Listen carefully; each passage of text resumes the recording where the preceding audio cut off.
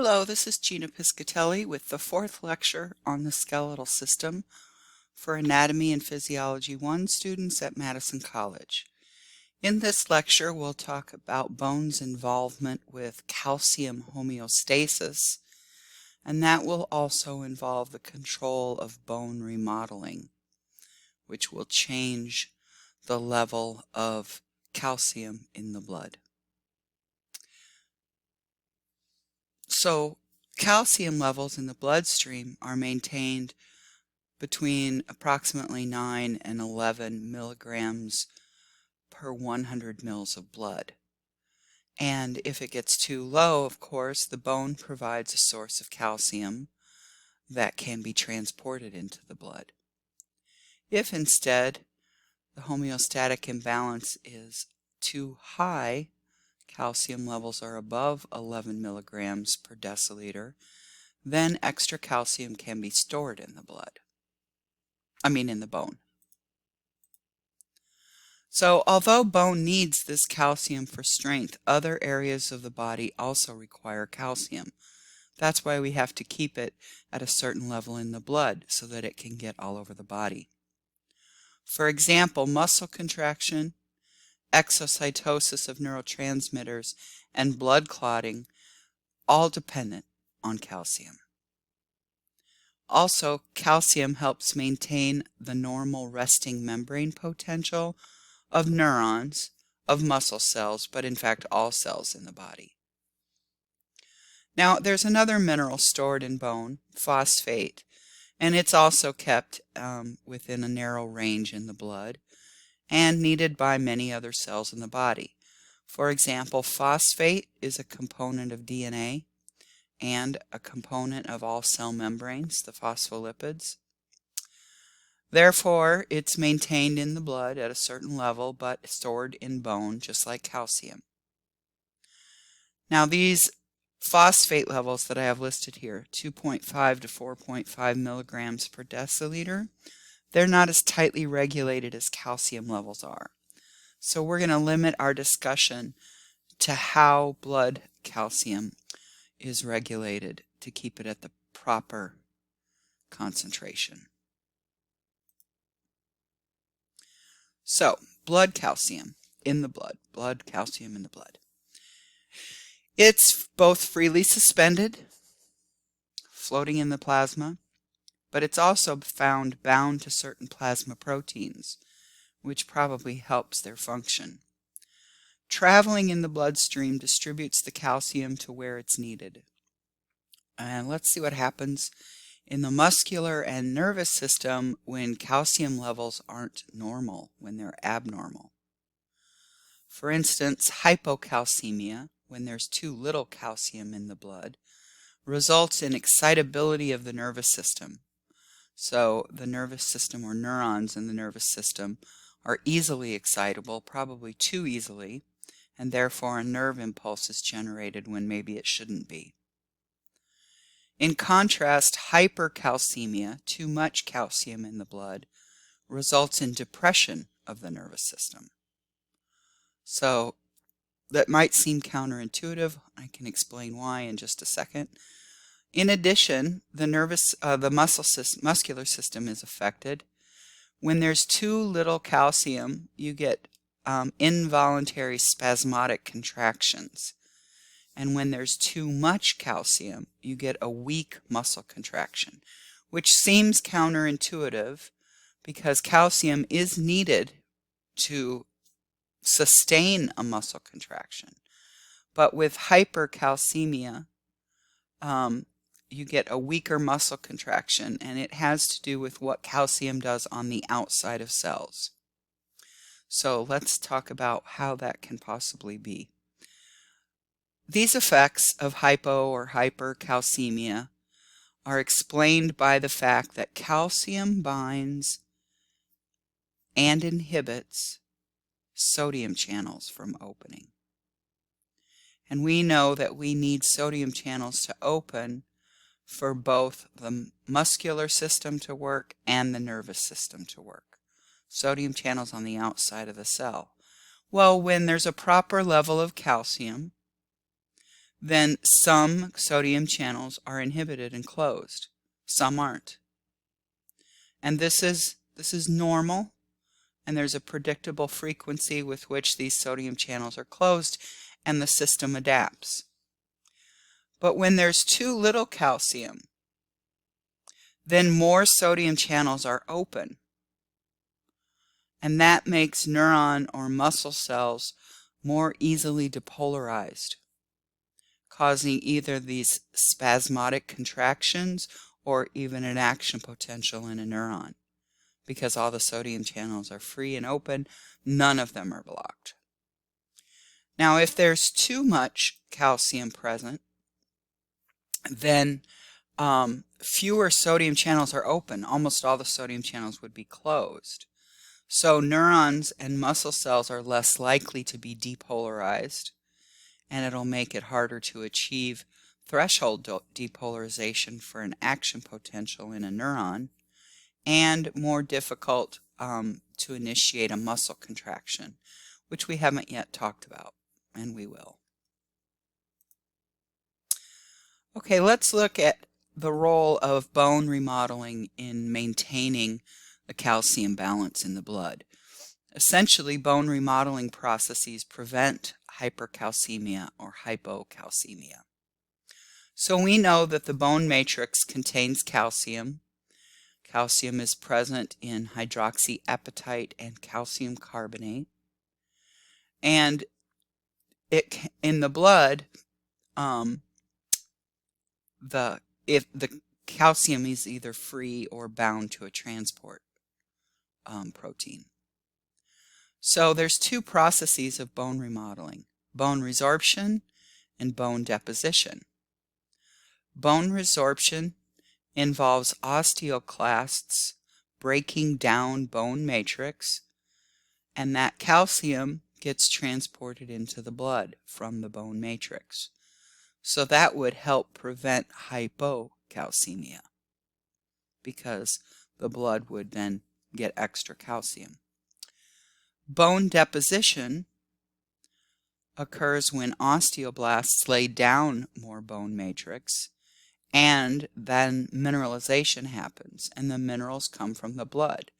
One of these minerals is calcium. So calcium is moved from the blood and deposited into the bone matrix. If you have hypercalcemia, excess calcium would go to the bone matrix. So that would help prevent hypercalcemia, or correct it. Now, there are 3 hormones that are released when calcium levels become too high or too low, and regulate these 2 processes of bone remodeling. That is, bone resorption and bone deposition. These 3 hormones are parathyroid hormone, calcitriol, and calcitonin. Notice that 2 of the hormones raise blood calcium, but only 1 lowers blood calcium. I remember this because I think calcitonin tones down blood calcium. Also notice that 2 of the hormones are peptide hormones. That's parathyroid hormone and calcitonin. And the other is a steroid hormone called calcitriol. Now, I'm sure you haven't heard that word before, but OL tells you it's a steroid right away.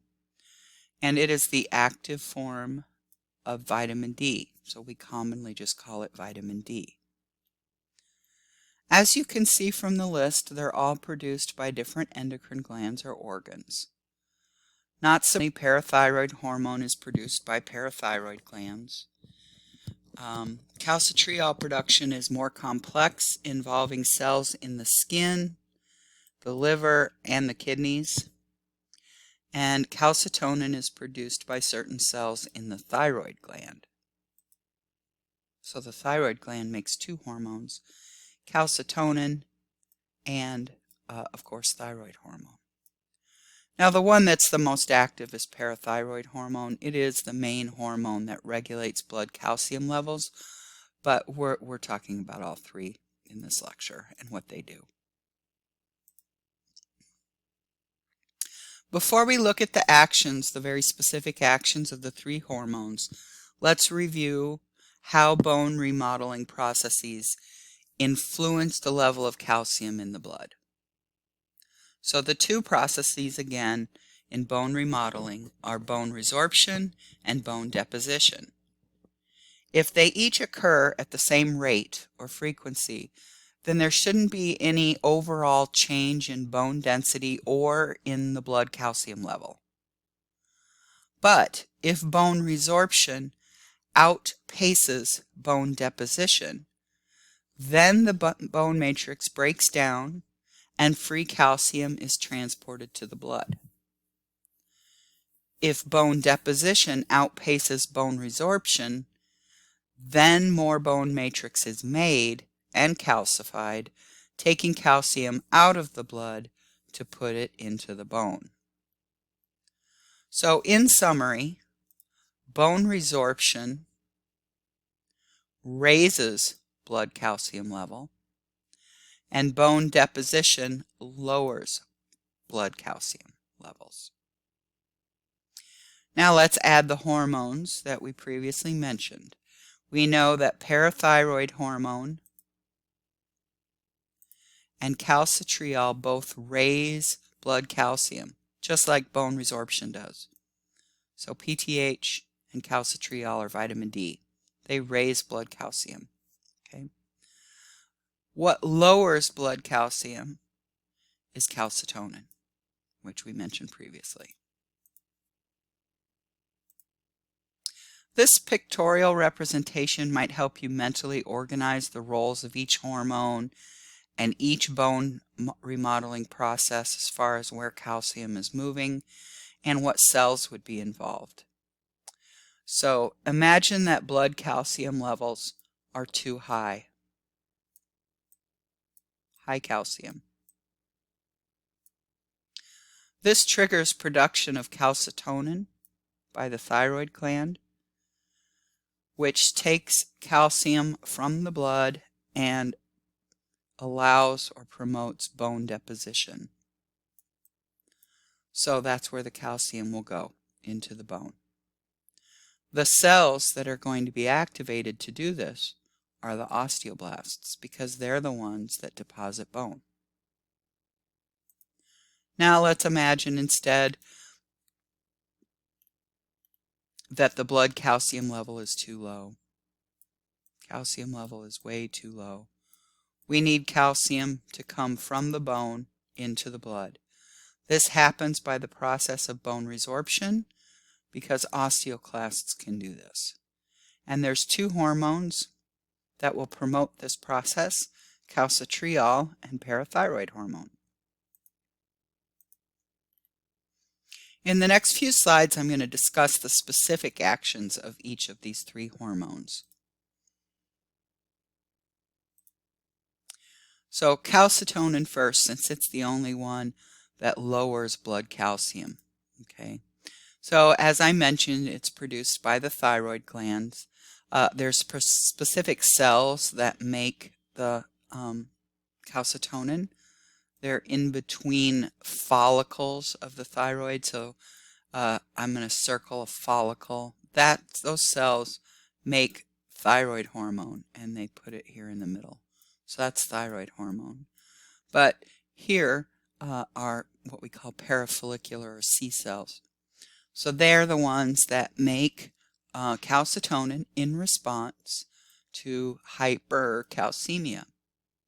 And the main target of calcitonin is bone, but specifically the bone cells. It inhibits osteoclasts, because we already have plenty of calcium in the blood, and it stimulates osteoblasts. So that will result in overall bone deposition and lowers the blood calcium level. Now let's look at parathyroid hormone. It's produced by 4 little tiny parathyroid glands on the posterior side of the thyroid. They're kind of embedded in the thyroid gland, but they're separate. They have separate kinds of cells. and I've got them circled here in yellow. There's two targets of parathyroid hormone, bone and kidney. So let's do bone first. Remember, parathyroid hormone will increase blood calcium. That's what it does. It increases blood calcium. So in bone, it's going to stimulate osteoclasts and inhibit osteoblasts. Overall, this will result in more bone resorption than deposition. So the calcium that's released can go to the blood. In the kidney, parathyroid hormone causes kidney cells to keep calcium and not excrete it with the urine. Okay.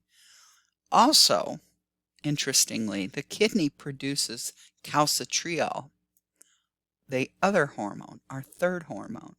And so parathyroid hormone stimulates the kidney to also make calcitriol. Overall, parathyroid hormone increases blood calcium through bone resorption and preventing loss of calcium in the urine. Now we'll look at calcitriol. Calcitriol is also called vitamin D. It's the active form of vitamin D. And it's produced in the skin, the liver, and the kidney, which we'll talk about in a little bit. But its targets are bone, kidney, and the intestine. So, in bone, it acts like parathyroid hormone does because it's going to raise blood calcium just like PTH. So in bone, you have bone resorption. Therefore, it stimulates the osteoclasts to do this. In the kidney, it reduces the loss of calcium through the urine. Now, this is the important part, and why we put vitamin D in our milk often, is that it promotes absorption of dietary calcium. So any intake in calcium into the digestive tract will be absorbed into the blood. And that's really important. We don't want any calcium to be lost in the feces. So there's three targets for vitamin D or calcitriol. Here's how calcitriol is made. I know it seems weird that it's made by 3 different places, but it's actually a stepwise process. In the skin, there are keratinocytes that contain a precursor that you don't have to know the name of. But when UV light hits those keratinocytes, that precursor gets turned into cholecalciferol. Again, you don't really have to know that. Then, this is a hormone, so it's traveling in the blood, and when it gets to the liver adds a hydroxyl group, and now we've got calcidiol. Goes back into the blood, it goes to the kidney, and when the kidney sees it, it adds a hydroxyl group, and now finally the kidney releases the mature form calcitriol into the blood. And now calcitriol can go affect bone, and it can affect the kidney itself, even though it's coming from the kidney, and it can affect the intestine. Okay, I can't draw that. We'll let that go. Now there are other hormones that regulate bone growth and bone remodeling, and I'm pretty sure that you've heard of at least one of them, and that's estrogen. Estrogen, testosterone, and insulin all promote bone deposition by stimulating osteoblasts. And the reason I said you've probably heard of estrogen is you've probably heard of osteoporosis in postmenopausal women. These women no longer produce estrogen from their ovaries, so they lose this protective hormone that helps with bone deposition. So often bone resorption will outpace bone deposition. We'll talk about osteoporosis again later. There is a stress hormone called cortisol that we've studied, and it actually promotes bone resorption because it inhibits osteoblasts. And there's growth hormone and thyroid hormone. They stimulate bone growth or elongation, mainly by stimulating the chondrocytes. So that's more, childhood and adolescence and late teens. Okay, I've got some questions for you to see how well this information was presented to you. Which would cause muscle tetany? Tetany means contraction and not relaxation. Hypercalcemia or hypocalcemia? Hyper. And 2, osteoblast function results in what? Choose all that apply. Which one, A or B? And the answer would be A. And which one, C or D? And the answer would be D. Bone deposition would decrease blood calcium. Okay, number 3. Which hormones are made by the skin? Just one, right? Calcitriol, vitamin D. Which hormones stimulate bone deposition? Okay, bone deposition means the calcium's coming out of the blood. It tones down blood calcium, so that's calcitonin. And then which gland produces a hormone that activates osteoclasts? And that would be this one, parathyroid gland.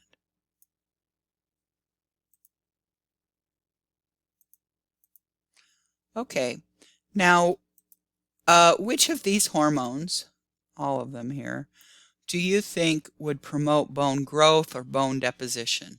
Anything other than resorption. Okay, calcitonin, not cortisol, estrogen, growth hormone, insulin, not parathyroid, yes, testosterone, and yes, thyroid. Bottom line is we have lots of hormones that help protect our bones. And then the last question is,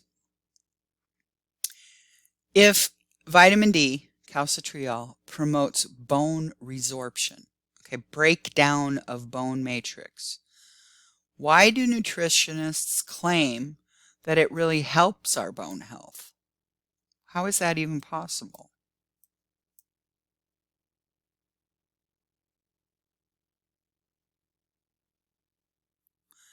It's because vitamin D prevents the loss of dietary calcium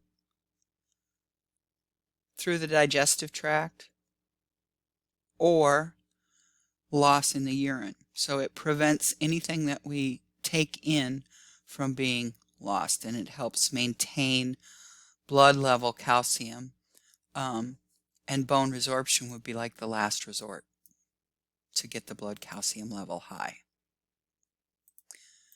Okay, lastly, there's a couple of disorders to talk about relating to bone resorption and bone deposition, as well as the mineral calcium. These two disorders are osteomalacia and rickets. Okay, they're really the same, it's just two different populations. So osteomalicia's definition is softening of the bones. And it's due to the fact that although bone matrix osteoid may be laid down, there is impaired mineralization. So maybe not enough calcium or maybe not proper hormones to kind of help with that mineralization. That can happen in adults as easily as it can happen in children. But we more often see it in children. It's called rickets in children. It's the same thing, softening of bones. And it's due to deficient mineralization, not just of the whole bone, but specifically at the growth plate. And it leads to deformities.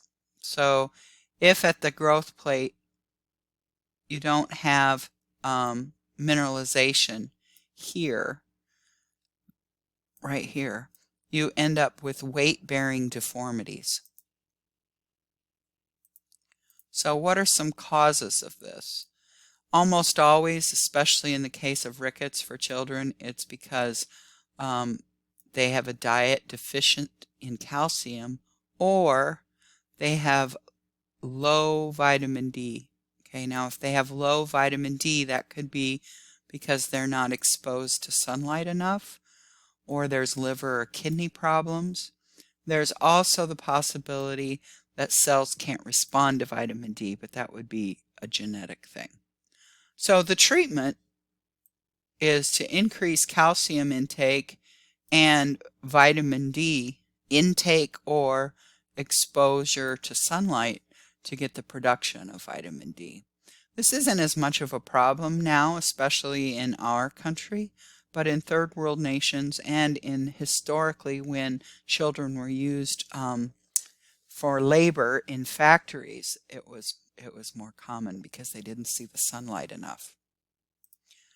Okay, that's all for bone remodeling. Thank you very much.